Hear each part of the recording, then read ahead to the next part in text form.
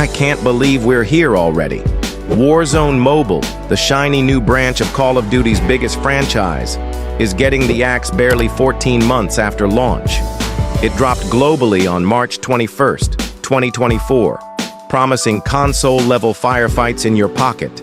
But today, Activision confirmed it'll vanish from the App Store and Google Play on May 18th, 2025. That means 0 downloads after that date, no more seasonal content, and an abrupt end to the mobile spin-off that was supposed to be the next big thing in free-to-play shooters. Here's the kicker. If you've already installed it by May 19th, you won't get booted. You can keep playing with full cross-progression and matchmaking intact. But everything else stops dead.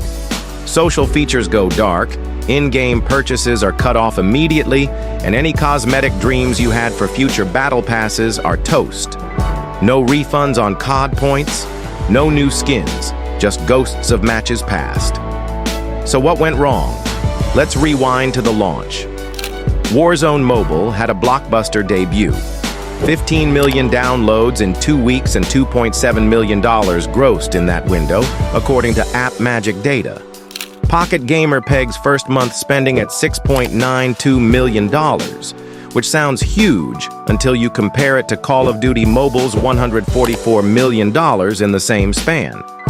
Apex Legends Mobile even matched Warzone Mobile's revenue in month 1, yet kept going strong, so Warzone Mobile's numbers looked bleak by comparison right out of the gate.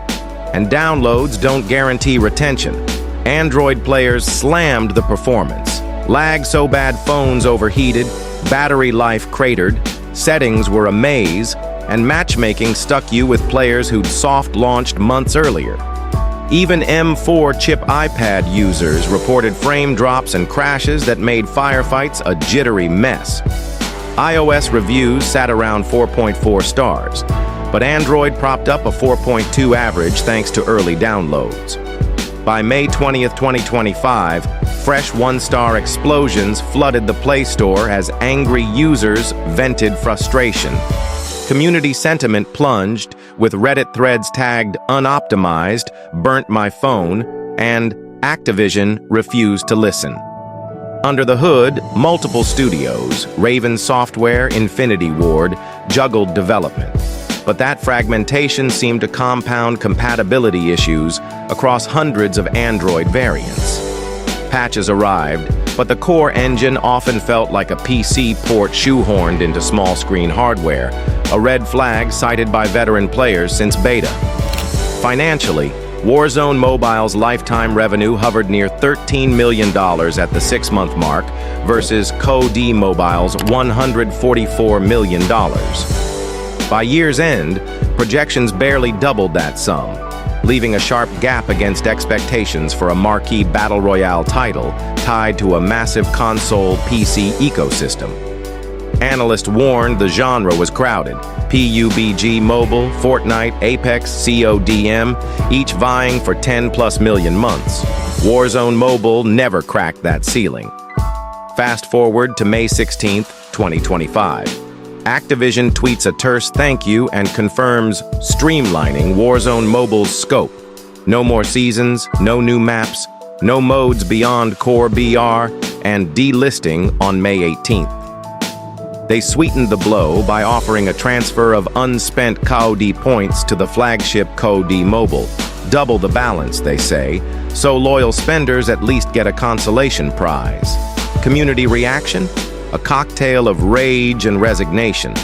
On r/COD Warzone, players mocked wasted dollars on skins that will never see the light of day. On Warzone Mobile, threads brim with calls for refunds, legal threats, and decrying Activision's bait-and-switch tactics.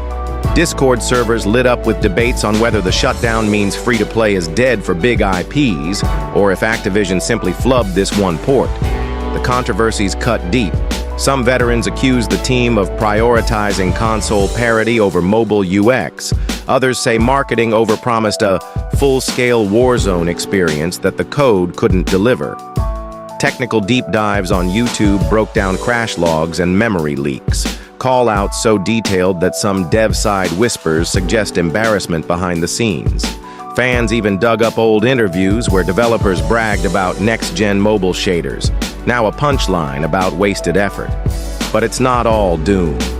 A segment of players plans to dig in over the last few days, rushing to snag that one elusive skin, hit a new KD peak, or finally enjoy the soundtrack offline. And the remnant community, small but vocal, already maps out private servers and emulator workarounds to keep the game breathing beyond official EOL. What does this mean for mobile gaming? Built-in crossplay and progression were triumphs few titles nail, so Warzone Mobile proved the concept, but only if you can deliver stable performance. Expect deeper scrutiny on future console to mobile ports. Will EA scale back Battlefield Mobile ambitions? Will Ubisoft rethink Rainbow Six Mobile? These next launches take notes from Warzone Mobile's missteps. Optimization over optics, lean scopes over feature overload. Activision's next steps are crucial. COD Mobile remains a juggernaut, and absorbing disgruntled Warzone Mobile users could spur new growth there if executed well. But trust is brittle. If similar shutdowns hit again, free-to-play audiences will demand ironclad roadmaps before investing time or money.